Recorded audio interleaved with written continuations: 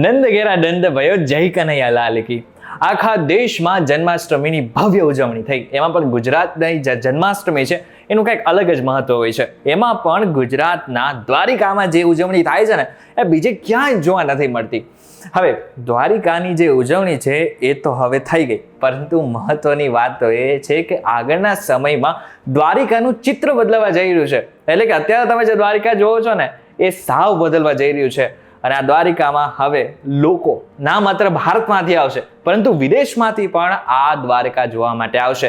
ત્યારે શું શું બદલાશે જાણીશું આજના વિડીયોમાં.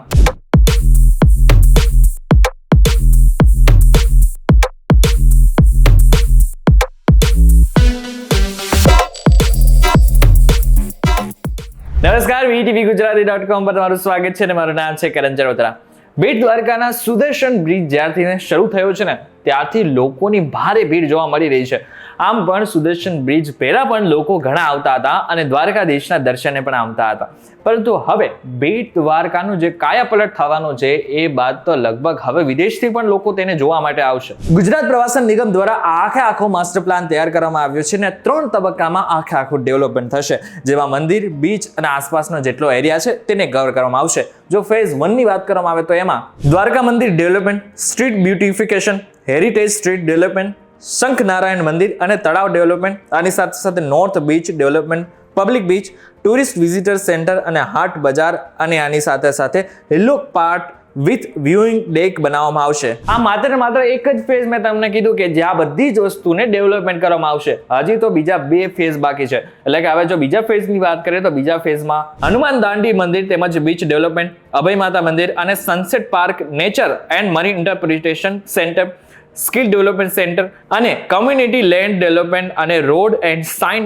બનાવવામાં આવશે. આ બધું જ બીજા તબક્કામાં કરવામાં આવશે. એટલે કે બીજા ફેઝમાં બધાનું જ રીડેવલપમેન્ટ કરવામાં આવશે અને નવી વસ્તુઓને જોડવામાં આવશે.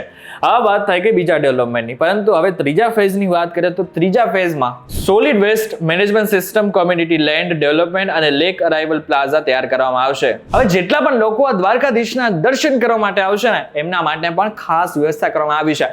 જેમ કે શટલ વ્યવસ્થા કરવામાં આવી છે, વ્હીકલ મૂકવામાં આવશે.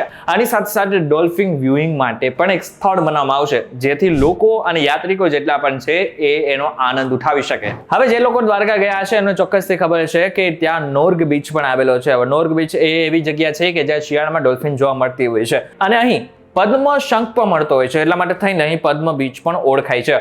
મહત્વની વાત તો એ છે કે અહીં પણ ડેવલપમેન્ટ કરવામાં આવશે. અહીં ખાણીપીણી સ્થળ, રમતો માટેનું સ્થળ, આની સાથે સાથે નાના બાળકો માટેનું અલગથી વ્યવસ્થા પણ કરવામાં આવશે.